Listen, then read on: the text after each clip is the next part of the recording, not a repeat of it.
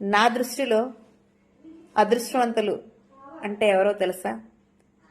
ఆస్తులు అంతస్తులు ఉన్నవాళ్ళు లేదా చేతి నిండా నోట్లు ఉన్నవాళ్ళు కాదు.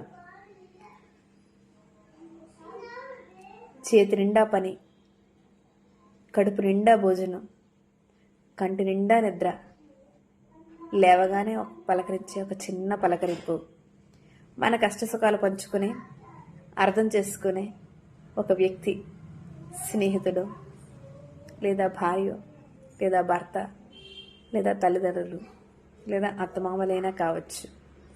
ఎవరైనా సరే మనకు ఉండగలిగితే అంతకన్నా అదృష్టవంతులు ఇంకెవరు ఉండరు అని నా అభిప్రాయం. అన్నదమ్ములే కావచ్చు, అక్క చెల్లెలే కావచ్చు, అలాంటి బంధాన్ని కనుక ఏర్పరచుకుంటే మనకి ఏ రోజు ఒంటరిగా ఉండే బాధ అనేది ఉండదు అని నా అభిప్రాయం. అవునంటారా కాదంటారా మిత్రమా?